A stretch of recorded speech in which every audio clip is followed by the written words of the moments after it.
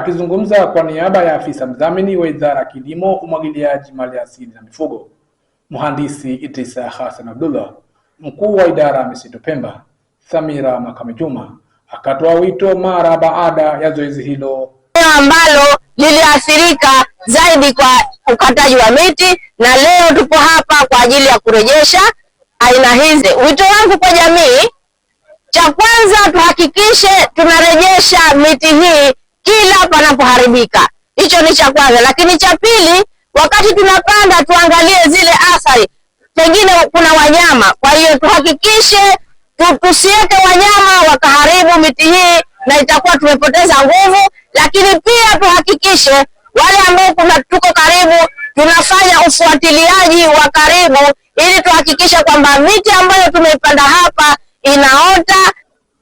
Kwa upande wao, wahusika wakuu walioshiriki zoezi hilo, Aman Hassan Ali ambaye ni mwongozaji kutoka Zenji Holding, Mohamed Al-Makame kutoka Kamisheni ya Utalii Pemba, Said Mohamed Salum kutoka Mamlaka ya Hifadhi ya Mji Mkongwe, wamesema kama ulivyo msemo wetu unasema utu ni watu, hakuna watu bila mazingira.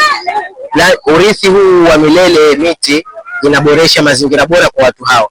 Ili upate utu kwa watu hao, lazima uhakikishe wanaishi kwenye mazingira bora. Bahari tutazungumzia na resources ambazo zinapatikana kwenye bahari, ikiwemo mikoko. Kwa hiyo kama mikoko tukiacha bila kuihifadhi, maana itaenda kupotea.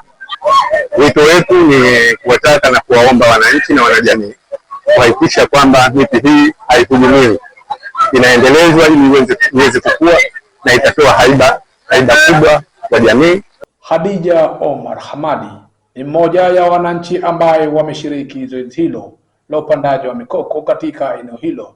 Akizungumza kwa niaba ya wananchi wenzake, wamewashukuru wadau hao kwa kuchagua eneo hilo.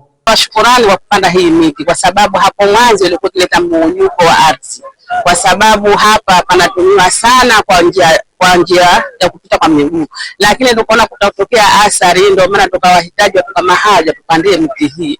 Zoezi hilo la upandaji wa mikoko limejumuisha shehia ya Kisiwani pamoja na Kiberenzi zilizomo wilaya ya Chake Chake. Nikiripoti kutoka Kisiwani Pemba, ni mimi Maulid Hamisi.